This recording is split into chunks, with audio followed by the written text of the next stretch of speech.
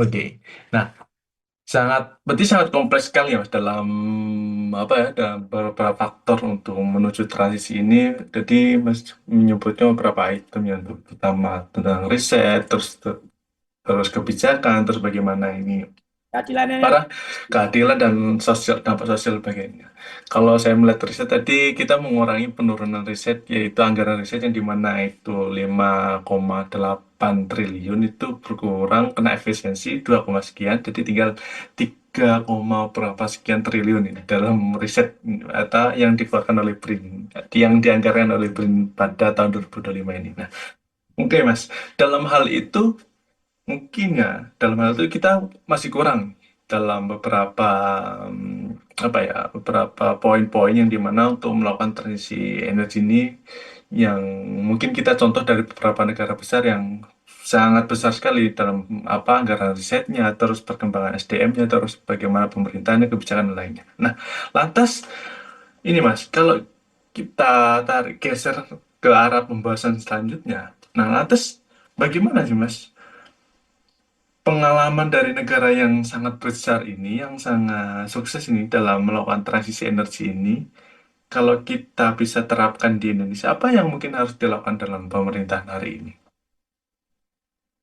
Yang ini ya Mas ya. Eh, Bagaimana pengalaman ini, pengalaman dari negara yang bisa diterapkan di, mesti dalam konteks Indonesia pada hari ini? oh iya ya Mas. Yang dalam dalam konteks Indonesia ya Mas ya. Ya, Ada misalnya tadi apa namanya sudah disajikan ya Mas ya. Model-modelnya kayak di Jerman kayak gimana, terus di Denmark kayak gimana, terus di Tiongkok sama di Norwegia itu transisi energinya. Terus bagaimana ketika eh, keberhasilan negara lain itu diterapkan dalam konteks Indonesia ya Mas ya. Eh, eh, Misalnya nih, kalau kita eh, seandainya Mas ya, itu kan bisa dikatakan itu kan pengalaman global ya Mas. Dalam artian ini kan saya berusaha menafsirkan itu kan pengalaman global kayak seperti di Jerman, di Denmark, terus di Norwegia, terus di eh, Jerman, Denmark, Norwegia, Tiongkok misalnya Mas ya. Nah, kalau kalau di Norwegia ya Mas ya, misalnya ini Mas ya, jika diterapkan dalam konteks Indonesia ya Mas ya. Kalau di Norwegia itu eh, yang harus diperhatikan Indonesia kalau kita mau merujuk ke Norwegia itu ya, pengelolaan dana Mas. Nah, pengelolaan dana sumber daya alam untuk energi bersih. Nah, ini kalau di Indonesia ini seperti apa kira-kira untuk soal pengelolaan dana sumber daya alam untuk energi bersih Mas ya.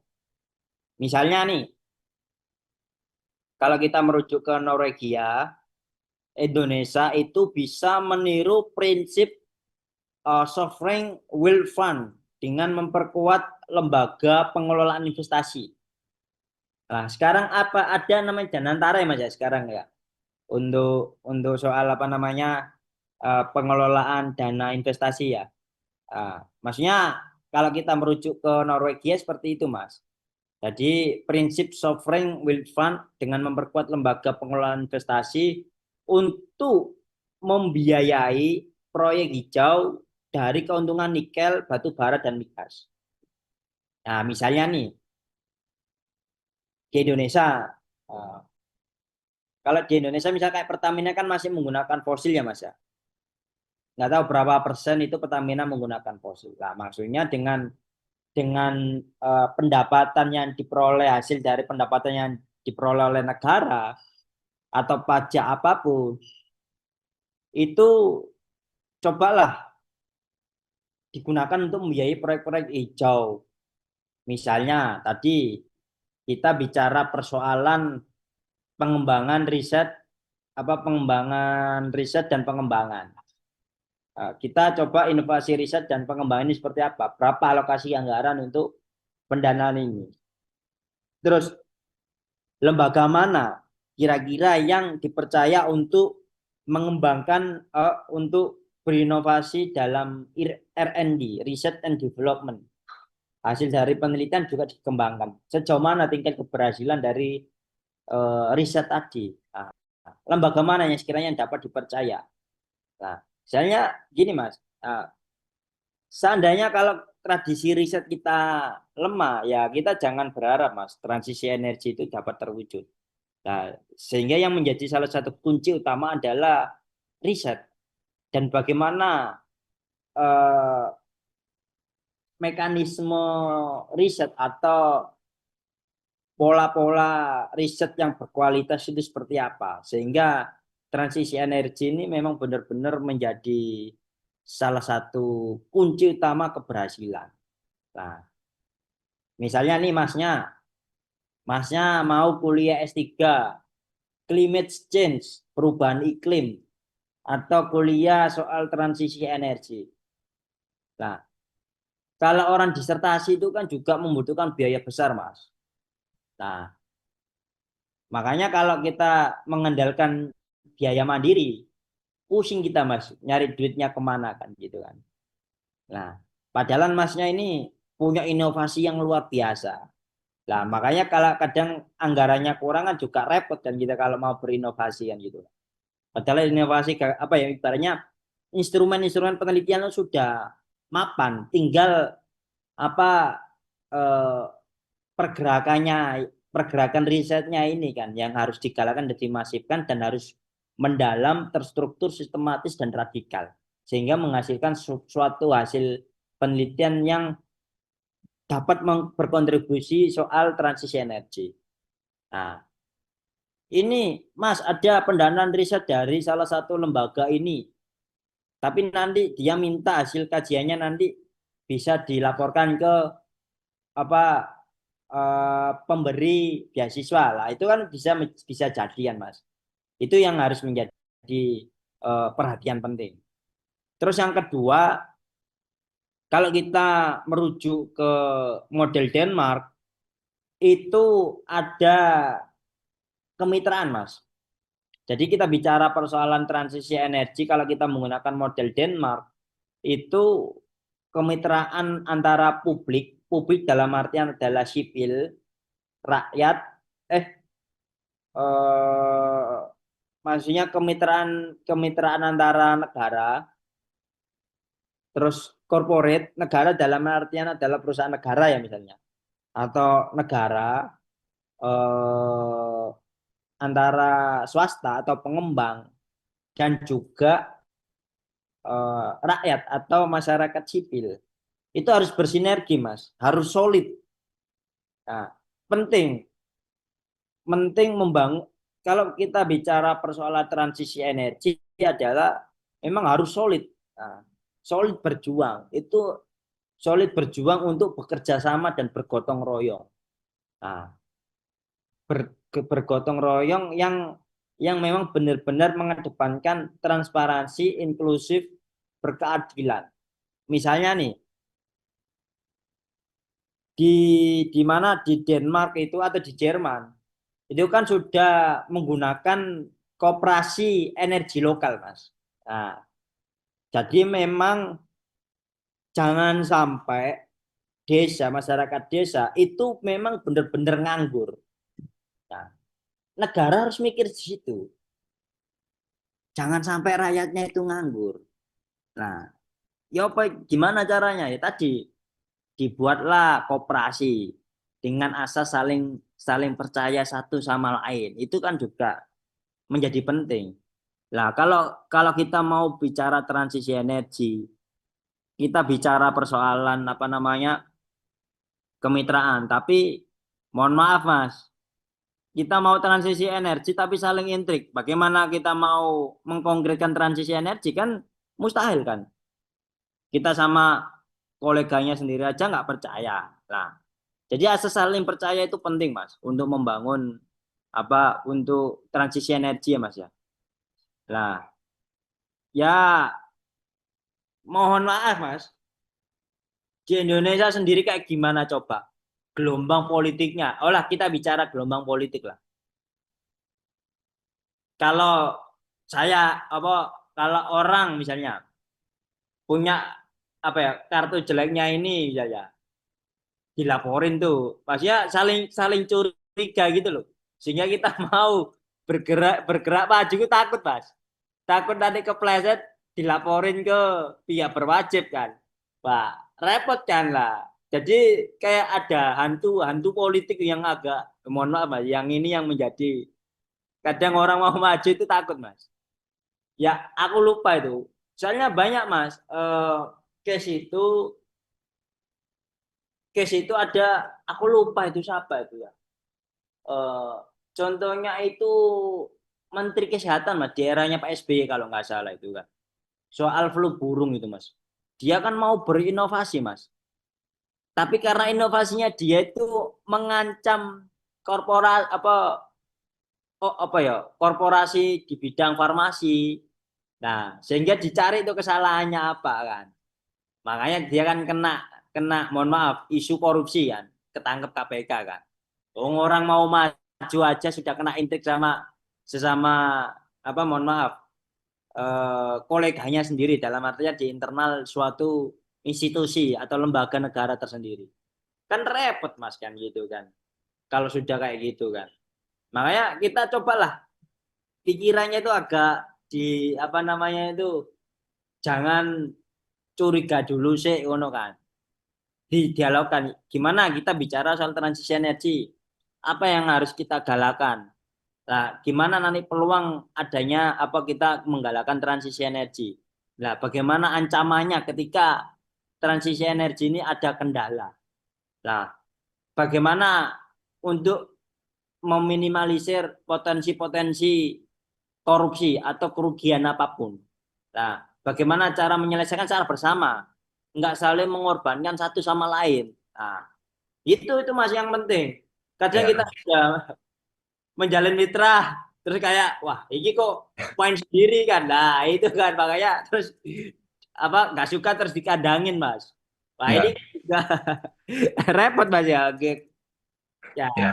Iya sih Mas, biasanya banyak sekali apa hal-hal yang terjadi di Indonesia, bagaimana kita mau melakukan hal apa terobosan besar, kita mau di apa ya takut takut dicorain dan Mas lain sebagainya, lain sebagainya. takut takut Ya, hal seperti itu, Mas. Lah, kalau baik Mas, kita akan melanjutkan diskusi, mungkin diskusi terakhir kita.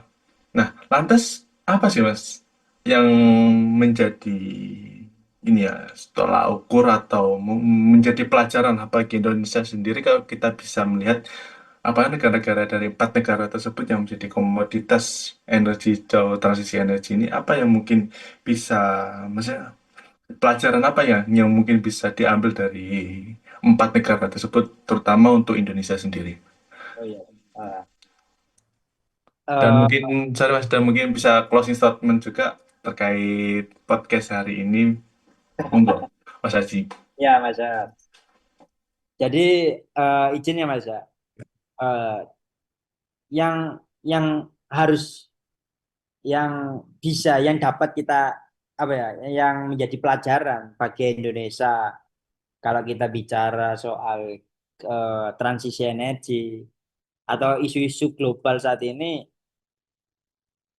salah satunya juga pelajaran bagaimana Indonesia dapat menciptakan kemandirian teknologi, kemandirian nasional di sektor teknologi. Itu juga penting, Mas. Tapi tidak hanya itu, Mas, sebenarnya. Tidak hanya soal teknologi ya. Jadi harus yang harus diperhatikan selain tidak hanya teknologi, tapi manajemen politiknya itu, Mas. Itu penting, Mas. Manajemen manajemen politik dan arah pembangunan nasional. Nah, itu menjadi penting. Nah, banyak sekali misalnya anak bangsa Indonesia dia punya inovasi yang luar biasa, punya canggih canggih lah Mas dan sebagainya Mas. Tapi manajemen politiknya buruk. Nah, kadang orang yang berinovasi ini juga bingung, Mas. Kan butuh kepastian hukum juga, Mas itu. Butuh kepastian apa ya? Kepastian politik dan hukum yang memang benar-benar berpihak pada kemaslahatan bersama. Kalau dalam Islam itu kemaslahatan umat gitu loh, Mas. Itu yang harus menjadi perhatian penting. Maksudnya gini, eh, teknologi juga dibangun, kemandirian teknologi nasional, dan juga didukung oleh manajemen politik dan arah pembangunan nasional. Contoh misalnya, Masnya bikin teknologi atau berinovasi terkait dengan pupuk. Tapi kalau pupuknya tidak tersertifikasi oleh negara, yang dikhawatirkan adalah nanti kriminalisasi, Mas. Nah, kriminalisasi orang-orang yang berinovasi. Wah, ini tidak sesuai dengan standar nasional. Jadi kan itu dalil yang selalu digunakan. Makanya perlu adanya manajemen politik untuk memastikan. Nah, ada dua kemungkinan, Mas. Nah, makanya orang kalau kita bicara politik adalah kita bicara kekuasaan. Nah, bagaimana kekuasaan ini hadir? Apakah untuk mematikan orang-orang yang berinovasi atau memang untuk mengajak? Ya udah, kamu berinovasi. Apa inovasimu? Nah, ini Pak, inovasi saya bla bla bla bla bla di bidang teknologi. Ini bisa diperbanyak apa enggak? Oh, bisa Pak. Ya udah, kita bikin apa namanya? Kita bikin ekosistem industrinya. Misalnya perusahaannya, misalnya teknologi di bidang transisi hijau. Nah, kita harus diperbanyak sehingga dapat digunakan di beberapa sektor yang tersebar di beberapa daerah. Lah didukung oleh manajemen politik yang baik. Nah, itu penting Mas dan arah pembangunan nasional. Nah, ada lima Mas, ada lima pelajaran terbesar ya. Tadi aku bicara persoalan umumnya tadi, bicara teknologi, manajemen politik dan juga arah pembangunan nasional. Ada lima poin yang harus menjadi pelajaran penting, pelajaran besar bagi Indonesia. Yang pertama adalah transisi energi. Yang pertama Mas ya, transisi energi itu harus memperhatikan transformasi sosial ekonomi. Itu yang harus menjadi penting, pelajaran penting. Dalam artian seperti apa transformasi sosial ekonomi? Jadi eh, dalam artian eh, gini aja, transformasi sosial politik lah, sosial politik dan ekonomi misalnya. Jadi kalau untuk bicara soal transisi energi itu perlu adanya konsensus nasional, kesepakatan bersama, Mas. Misalnya kalau kita bicara soal transformasi ya, Mas, transformasi politik dalam artian berpihak pada eh, transisi dan kedaulatan energi itu juga harus dialog. Dialog ya kalau kita bicara politik pasti kan lintas partai, Mas. Dan daerah agar tidak berhenti pada satu periode pemerintahan. Misalnya contohnya gini, Mas. Di eranya Pak Prabowo ini kan ada beberapa partai, Mas. Ada beberapa partai yang ada di parlemen. Nah, cobalah partai-partai ini berdialog untuk bicara persoalan transisi energi. Nah, bagaimana dialog ini berlangsung? Nah, jadi kan kita bisa lihat itu, Mas. Dialognya ini mengarahnya kemana, Mas? Kalau memang dialognya memang benar-benar eh, hanya untuk apa? Apakah untuk kemakmuran rakyat atau hanya untuk kepentingan segelintir elit? Nah, kita berusaha untuk memisahkan dua hal itu, Mas. Nah, dalam artian transformasi sosial politik ini, dalam keputusan-keputusan politik, keputusan-keputusan politik baik itu partai atau stakeholder yang terlibat, itu juga harus mempertimbangkan aspek apa pelibatan masyarakat sipil, gitu. Tidak hanya ya mohon maaf Mas ya, misalnya nih konsensus nasional hanya untuk kepentingan partai. Nah, partai-partai yang mana yang dimaksud? Nah, oke, partai adalah memang salah satu organisasi politik yang sah secara konstitusi, memang milik rakyat. Nah, lah kita tagih itu, partai itu kita tagih.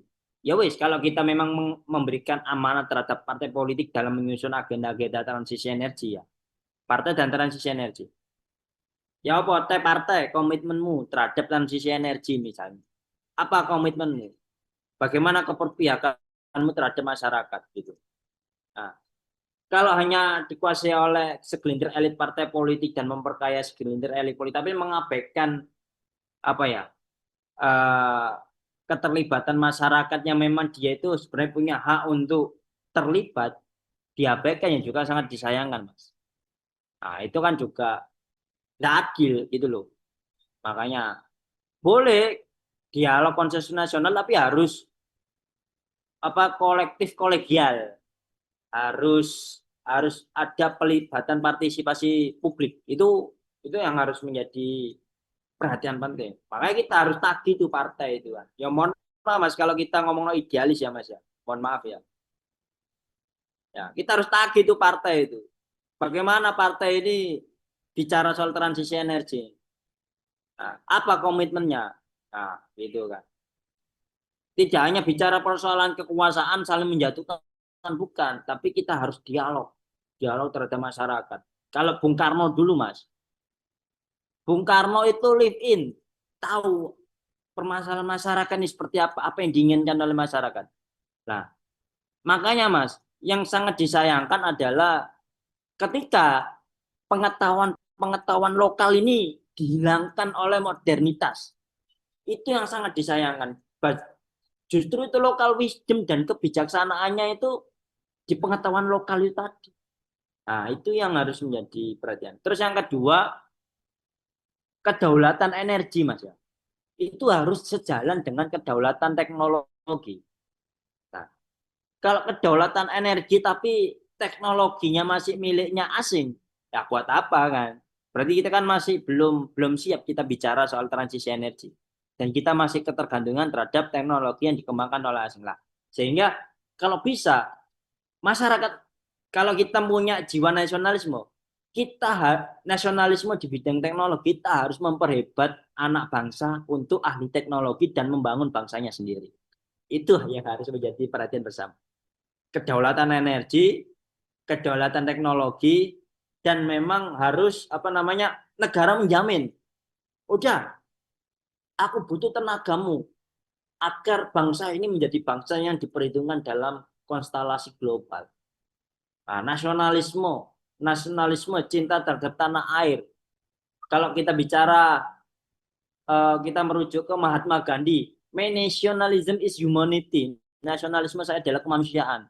Jadi kedaulatan teknologi adalah bagian dari ciri khas kemanusiaan. Itu Mas, itu yang harus kedaulatan energi dan kedaulatan energi. Misalnya, nah, Indonesia, contoh Mas ya, kedaulatan energi sejalan dengan kedaulatan teknologi. Contohnya misalnya, nah, Indonesia tidak serta-merta membeli panel surya atau mobil listrik dari luar negeri.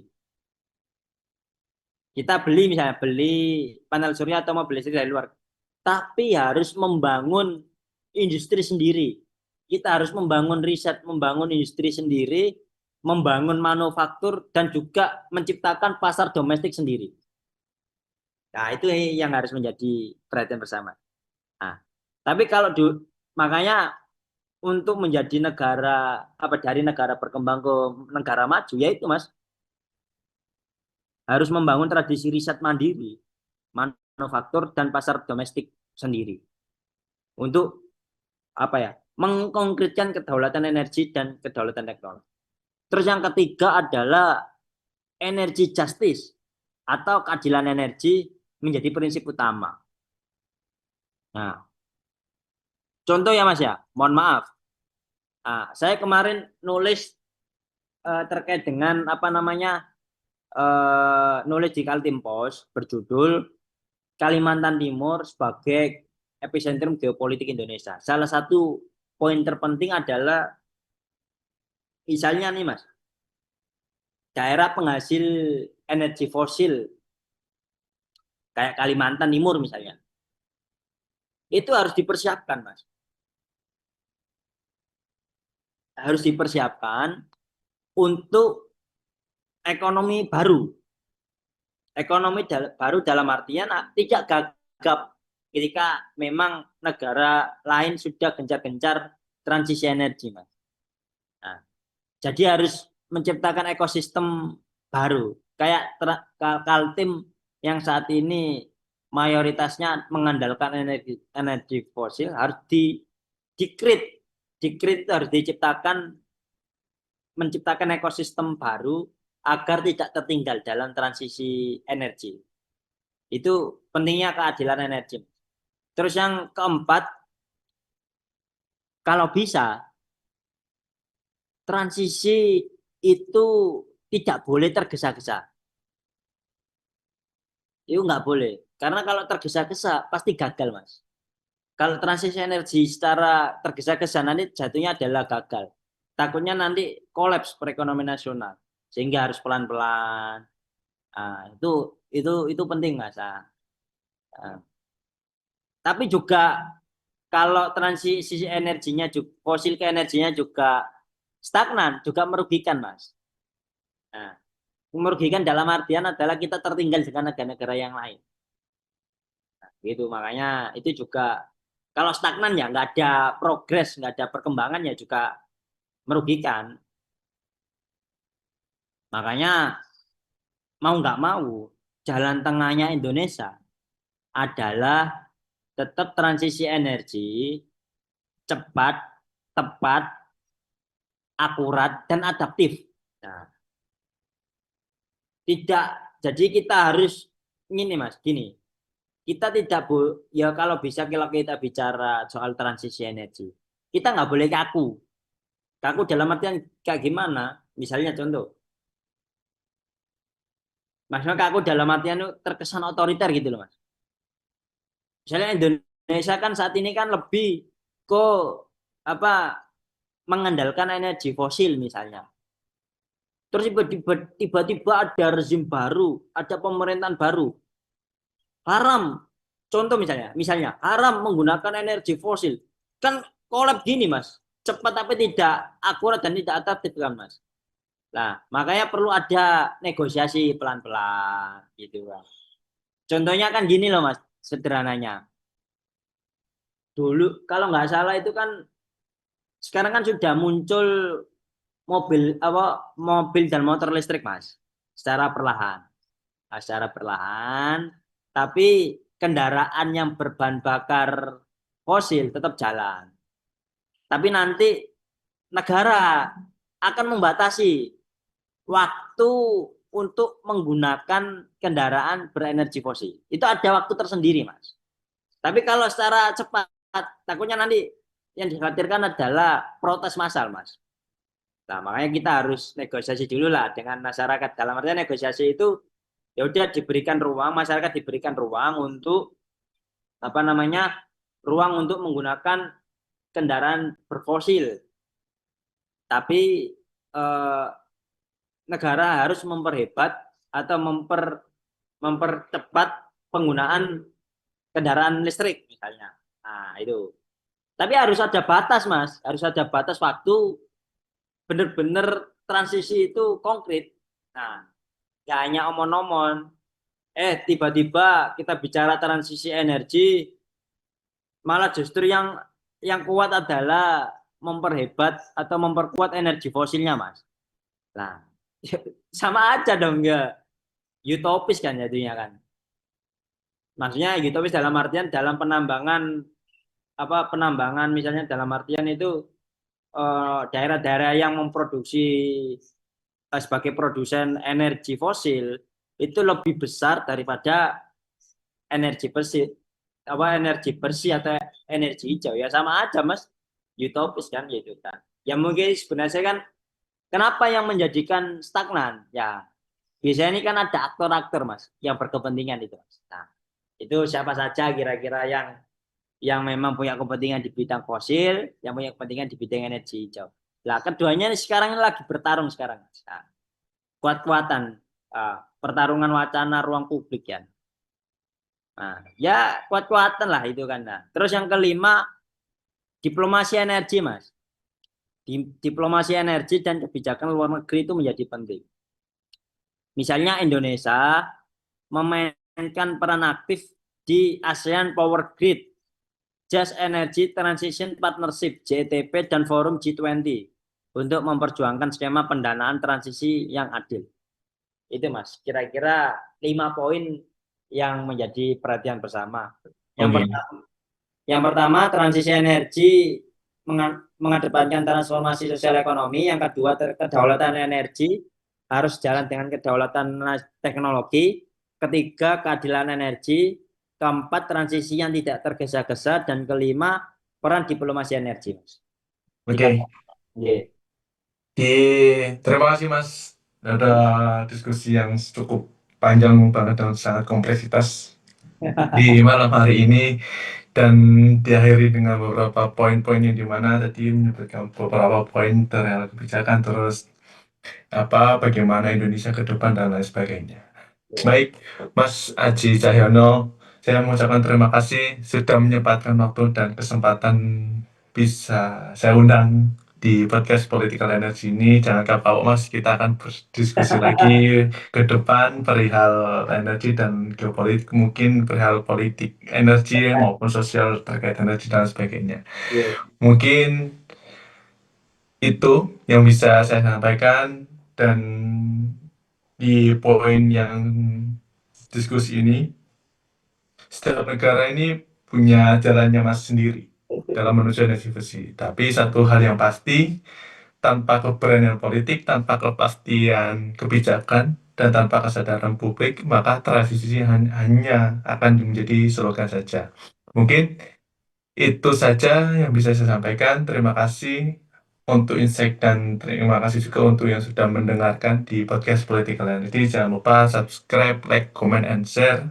Yes, yeah. Dan kita akan berdiskusi dengan tema-tema yang lain dan lebih hangat dan isu-isu yang juga menarik. Mungkin terima kasih Mas Aji atas kesempatan waktunya. Mbak Numan, Mas. Oke. Selamat istirahat dan kita akan berjumpa kembali. Yeah. Baik itu. Oke. Baik itu dari saya sebagai host di podcast Political Energy Center of Energy. Terima kasih dan sampai jumpa di lain waktu. Yeah, matur nuwun, Mas Sarafi. Yeah. Terima kasih. Yeah.